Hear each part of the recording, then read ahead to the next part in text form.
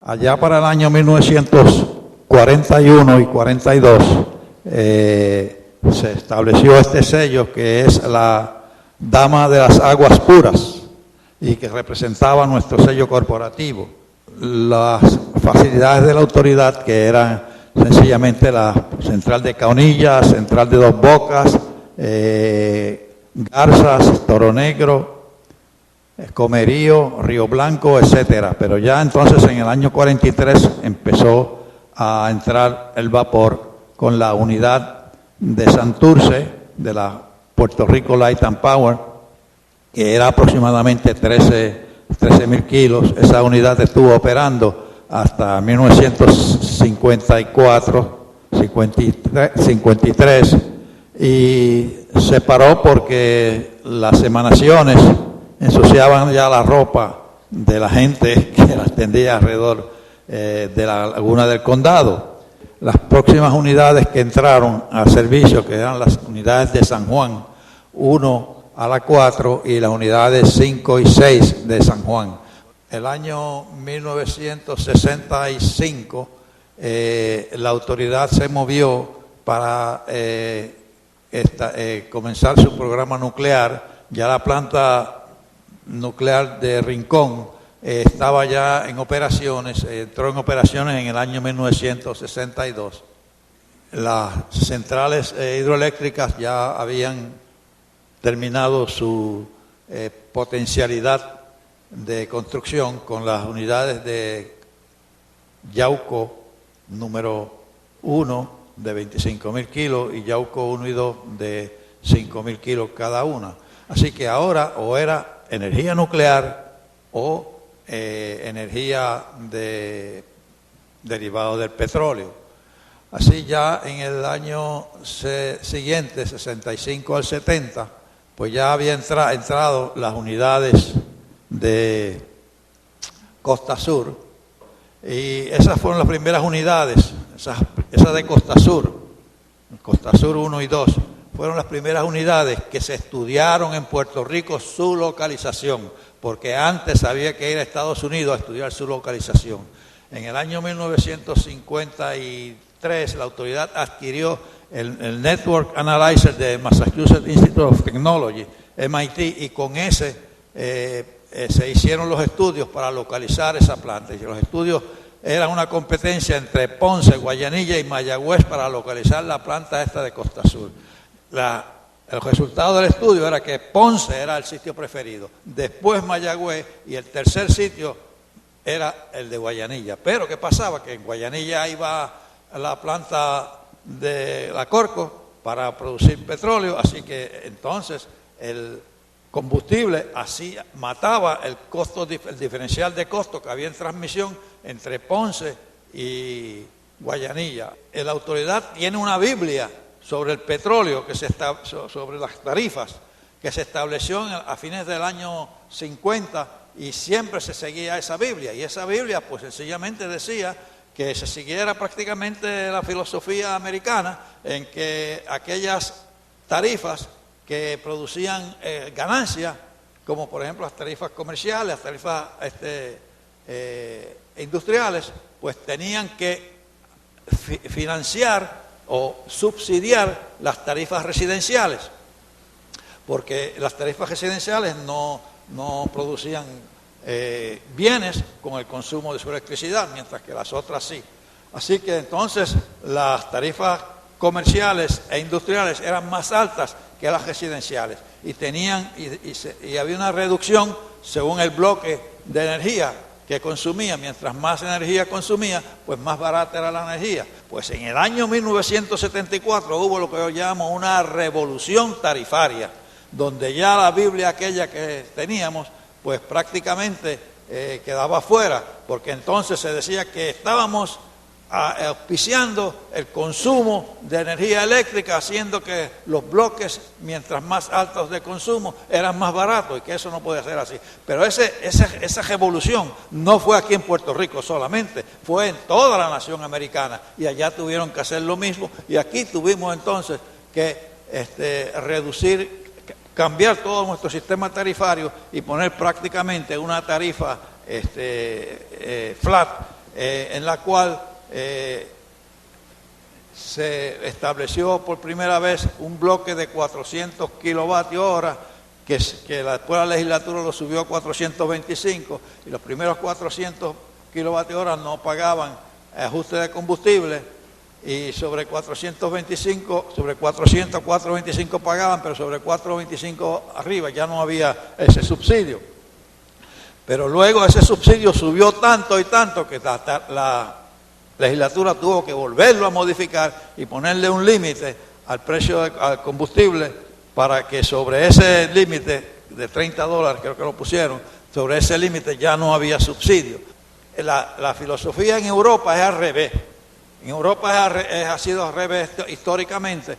Si una tarifa está produciendo bienes, como es una tarifa industrial, una tarifa comercial, está produciendo bienes de servicio y mejorando la empleomanía, pues esa tarifa debe de ser más baja que las tarifas que lo que hacen es consumir, como son las tarifas residenciales. A la autoridad se le quitó, no pudo construir una planta nuclear en Tortuguero, sitio que había sido aprobado por la Comisión de Energía Atómica y por la Junta de Planificación.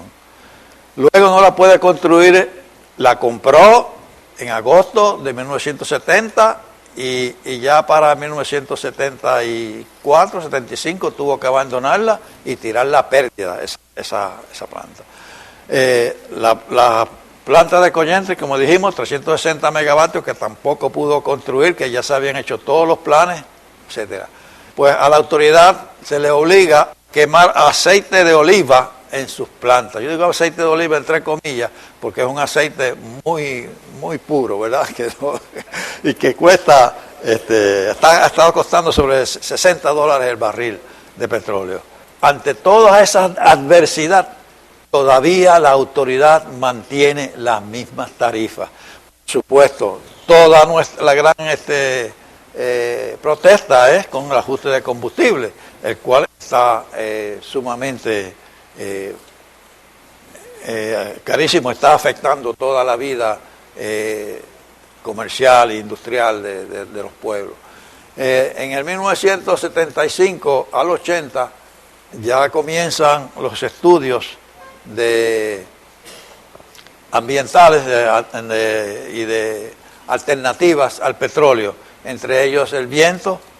La autoridad puso la planta de 300 kilos en Culebra, una planta de fotovoltaica en Juanadías de 80 kilovatios y biomasa.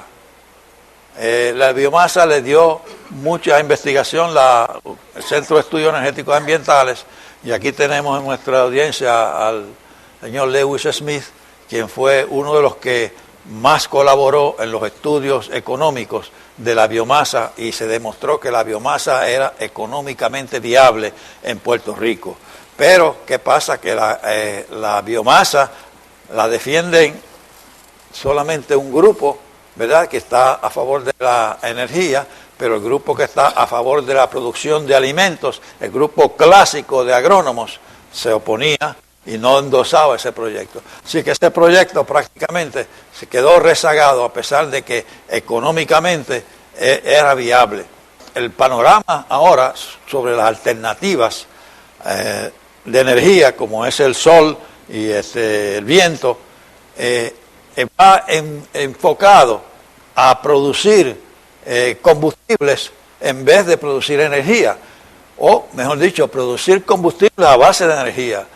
Por ejemplo, ya el Congreso ha apropiado el bill para este año siguiente, ha asignado unos $25 millones para la investigación de producción de hidrógeno a través de reflectores solares para producir temperaturas altas en el agua y producir lo que se llama cracking del agua, producir hidrógeno y oxígeno en esa forma, y lo mismo también a través de molinos de viento, la electricidad, utilizarla para electrólisis y producir hidrógeno, porque los próximos plantas en el futuro van a ser celdas de combustible que necesitan o metano o hidrógeno. La última planta que se construye la autoridad de vapor es la unidad número 2 de Aguirre. De ahí para adelante entramos en los ciclos combinados y las turbinas de gas. Los estudios que habíamos realizado en los años 75 indicaban que el sitio donde podía haber petróleo era en unas formaciones que se encontraron al norte de Puerto Rico, prácticamente al norte de Dorado, en la desembocadura del río La Plata, donde se encontraron unas formaciones de cierta porosidad, digamos, que podían ser fuentes de hidrocarburos. Nunca se investigó esa posibilidad, porque lo que hicimos fue hacer un barreno que era muchísimo menos costoso en tierra, y eso no nos produjo absolutamente nada. Esa es la carga de la autoridad. Hora por hora, el máximo está por aquí, es 3.800, pero el mínimo está por acá y es 2.700, 2.800, o sea, cerca de 1.000 megavatios menos. Esta hondonada que está aquí, que es de noche, y este pico que está aquí, que es de día, si pudiéramos balancearlos, o sea, que nuestra carga fuera más o menos constante, algo así, pues resultaba muchísimo más económico la operación, porque la operación esta en horas de pico es mucho más costosa que esta otra. Así que cuando estaban las plantas nucleares en su apogeo, pues el ingeniero Pedro Colón Pagán, quien era un zorro de la construcción de presas y túneles en Puerto Rico, pues se le ocurrió de que sencillamente si pudiéramos rellenar esto con energía hidroeléctrica, pues esto sería muy atractivo. Entonces se estudió una posibilidad en Orocovis. Por aquí está Orocovis, esta es la playa, esta es el expreso, y desde Orocovis hay un río que se llama Río Sana Muertos, que desembocaba a una presa más abajo, que estaba cerca de 1.200 pies más abajo. Él calculó que la evaporación del lago que hacía aquí podía ser compensada por las escorrentías del río Sana Muertos. La presa de abajo se llamaba Matacañas, en el río Matacañas. No he podido conseguir la posición del río Matacañas en los planos que he conseguido, pero es una alternativa que, de acuerdo a don Pedro Colón Pagán, que hizo todos esos estudios, y no hay récord de esos estudios, porque tan pronto se murió el programa nuclear, pues se abandonó y se olvidó esa idea, y no hay récord absoluto nada. Lo único que se recuerda es que era 2/3 la eficiencia del sistema, que había suficiente escorrentía para suplir la evaporación, y que las plantas podían ser 3 unidades de 250.000 kilos cada uno. Balancear la carga con el diferencial que había en el combustible nuclear y el combustible de petróleo. Hoy día, debido a ese gran salto que ha dado el combustible de petróleo, comparado con el carbón, podría ser que esto se justificara. Así que es una alternativa que debe de considerarse y estudiarse. Primero es que tenemos que darle más importancia a las plantas de carbón, y especialmente al tipo de lecho fluídico que tiene la AES en Guayama, y aumentar este tipo de generación. Tratar de balancear más la generación, el pico de carga del día con los valles de la noche, a través de hidrobombeo, como Sana Muertos, Matacaña, o otra cosa similar. Otra cosa similar, que todavía es mejor que esto, son las plantas de baterías. La planta de baterías es el mejor sistema, porque la eficiencia de almacenaje en la planta de batería es pues un 3%, un 4%, no creo que llegue a a más de eso. Mientras que aquí estamos hablando de 2/3, 67% es la eficiencia de ese almacenaje. Pero es más positivo, es más firme que el problema de las baterías. Hemos tenido muchos problemas con las baterías y no sabemos si eso va a ser resuelto definitivamente. Pero si el problema de las baterías se resuelve definitivamente, esa es la mejor forma de almacenar energía, a través de la batería. Y no solamente eso, sino que provee para un sistema de spinning reserve, o sea, reserva en rotación mucho más rápida y carga esas baterías de noche, y de día pues las utiliza. Actualmente lo que tenemos es una planta de 20.000 kilos y se está usando aproximadamente 10.000 kilos para controlar frecuencia, despacho, y 10.000 kilos de reserva, podemos decir. Bueno, hoy día las plantas nucleares de fisión pues han mejorado grandemente, se han compactado y han aumentado su seguridad. Ahora, ¿qué ocurre? Que hay un pequeño problema todavía que no tiene que ver en sí con la planta, pero sí tiene que ver con los desechos de la planta, en lo cual todavía no se ha resuelto.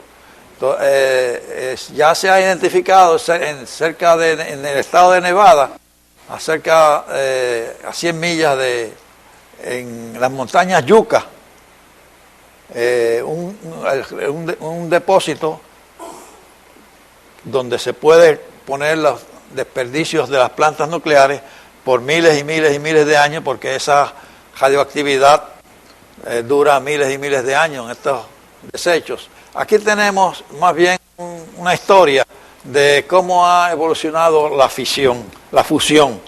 Es bueno apuntar que allá para el año 1957 es que aparece por primera vez un paper donde indica las necesidades que tiene que tener una planta para que pueda ser una planta de fusión. Pero ese paper lo que decía es que para tener fusión usted tiene que tener cierto mínimo de temperatura y cierto mínimo de densidad de plasma o la mezcla que iba a fusionarse, y cierto mínimo de tiempo en que estuviera esa de eso en contacto. Esas tres características eran fundamentales para esa secuencia de eventos. Usted une un protón, digamos, con un átomo de tritio, o deuterio con tritio, y si usted suma la masa de los componentes originarios y lo compara con la masa de los componentes finales, encuentra que los componentes finales tienen menos masa que sus componentes originarios. ¿Y qué pasa con esa masa que desapareció? Pues esa masa que desapareció está atada allí, se le llama defecto de masa, también se le llama mass defects o packing energy, diferentes formas, pero esa deficiencia de masa que resulta de la fusión, pues cuando usted se unen esas partículas y resultan una masa más diferente, pues esa diferencia en masa aparece en energía. Así que cuando usted mezcla dos partículas más livianas y produce una más pesada, se va a producir energía hasta que llegue el elemento hierro. Después del hierro, cualquier fusión que haya, ocurre si usted pone energía, no genera energía al unirse, al contrario. Es más, para que se fundan cualquier elemento sobre hierro, tiene que haber unas temperaturas tan altas y tan altas que no existen en la naturaleza, a menos que no haya un cataclismo, o que sea una explosión, o que sea una supernova, que entonces esa produce las temperaturas suficientes para que esos productos más allá de hierro puedan unirse y producir los productos más pesados, como níquel, aluminio, etc.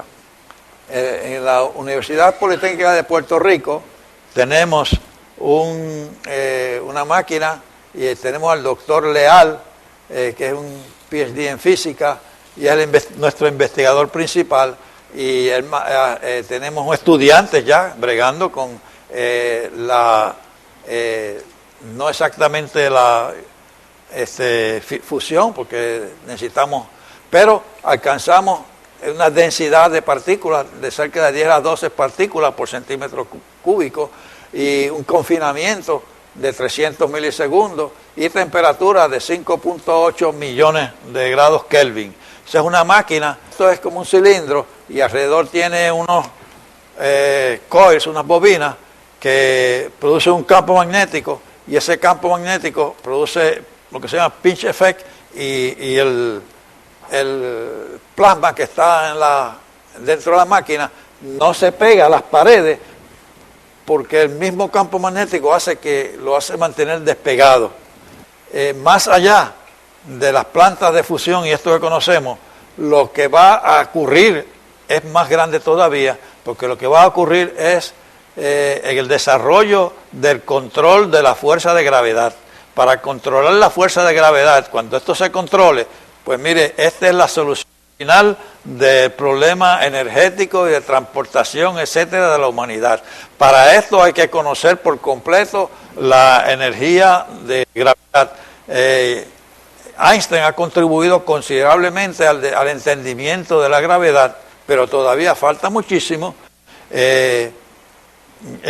No se ha descubierto todavía lo que se llama el gravitón y el antigravitón. El gravitón es lo que produce la fuerza de gravedad y el antigravitón es la fuerza repelente, que ya se conoce que existe, pero que no se ha podido determinar ni se conoce sus características. Ahora, es increíble que aquí en Puerto Rico se ha desarrollado y se ha estudiado y se ha ahondado en el estudio y la comprensión de la fuerza gravitacional. En el observatorio de Arecibo, Dr. Hulse y Taylor se ganaron el premio Nobel, sencillamente por evaluar y determinar el largo de onda de un gravitón. No se ha podido determinar el gravitón, pero determinó el largo de onda de ellos. Así que se está ahondando en el entendimiento de la gravedad. Tan pronto se pueda comprender cómo es esto y controlar el gravitón y el antigravitón, la humanidad tendrá un control grandísimo sobre la energía, sobre la fuerza de gravedad. Este es el largo de onda. Esto es la onda gravitacional. Y de aquí a aquí hay 7.75 horas. ¿Lo ves? 7.75 horas luz son esas. Y esta es la energía aquí. Está normalizada. El título de esto es Caribbean Network, una red caribeña de energía eléctrica de potencia, pero podría llamarse también usando efectivamente los recursos del Caribe, porque consiste de una red de alto voltaje DC más o menos 500 kV, o sea, 500 kV sobre neutro y 500 kV bajo neutro. Y esa red saldría del sur de la ciudad de Miami, donde ya la Florida Power pues tiene subestaciones de 540 kV, tiene Turkey Plant, una planta nuclear, y 2 plantas nucleares más. De ahí, del sur de Miami, vamos a Cuba, pero no podemos entrar a Cuba pues todavía, así que estoy proponiendo que entremos a Guantánamo. Ya sé que tenemos una pequeña dificultad en Guantánamo, en conversaciones con el USGS, pues el agua en Guantánamo, allí al frente, es bien profunda, y tenemos que bregar con eso, que no tengamos que pasar por unas aguas profundas. Ustedes saben, Guantánamo está en la parte sureste de Cuba. Así que de ahí salimos para Santo Domingo. Pero vamos a dejar una facilidad en Guantánamo para suplir a Jamaica. Y de entonces de Santo Domingo, en el sur de Santo Domingo, precisamente la ciudad de Santo Domingo, de ahí salimos para Puerto Rico, al sur de Puerto Rico, preferiblemente a Aguirre, en el área de Aguirre. Y de Aguirre, pues nos vamos a ir por el borde de todas las islas, Santa Cruz, y todas esas otras islitas que están por ahí, hasta llegar a Trinidad. Y de Trinidad vamos a pasar a Venezuela. De Venezuela iríamos entonces aéreo a cualquier otro país. Esto sería una red internacional del Caribe para uso efectivo de los recursos. Esta red, lo mismo, Puerto Rico recibe, compra que vende. O sea que la energía va a ir en ambas direcciones. Cada estación tiene la facilidad de vender energía en ambas, pasar energía en ambas direcciones. Esto no es nuevo. Esto lo tenemos en Puerto Rico. Aquí tenemos una compañía que se llama La Batería, de la planta de batería, que ustedes pueden considerar como si fuera una compañía que compra o que vende energía y está conectada al 38 kV de la central de Sabanayana. Y energía pasa de la central de 38 kV a la central de Sabanayana a una línea de solamente 2.000 voltios, 2 kV nada más. Pero recibe energía, carga esas baterías y después cuando quiere las baterías envía esa energía a la planta. Y no solamente envía la energía a la planta, puede enviar lo que se llama reactivo y regular el voltaje. Así que la autoridad tiene esa experiencia, tiene esa expertise. Esto no es una proposición nueva. Hoy día yo diría más de 40 o 50 redes de alto voltaje, especialmente en Europa, en Estados Unidos, en Canadá, etcétera. Así que no estamos proponiendo nada nuevo. Un profesor de la Universidad Politécnica, Asdrúbal Morales, ha asignado esto a estudiantes como lo que se llama un capstone, o sea, una especie de tesis a nivel de bachillerato, para que haga el estudio para suplir, digamos, directamente desde Puerto Rico hasta Venezuela. Pero en conversaciones ya con la Autoridad de Energía Eléctrica, pues yo he propuesto esto que la red sea en esa forma desde Florida hasta Venezuela. Y coincidentemente, cuando yo le presento esto a la autoridad, pues ya alguien, una compañía privada americana, le presentó a la autoridad un sistema muy parecido. Este es el transformador que sería, en nuestro caso, podría ser de 230 a como es 115 kV, 500 kV, el neutro sería este que está aquí abajo. La parte de abajo sería el neutro y la parte de arriba sería más 500 kV. La línea trifásica entra entre medio de los gates que están ilustrados en forma de círculo. Y la parte del lado derecho es el voltaje DC, que en este caso para 500 kV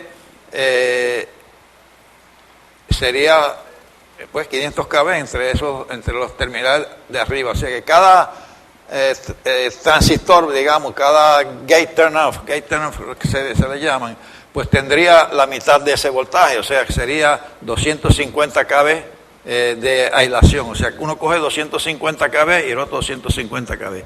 Como estos gate turn-off, el valor máximo de voltaje es 5 kV, usted tendría que poner 100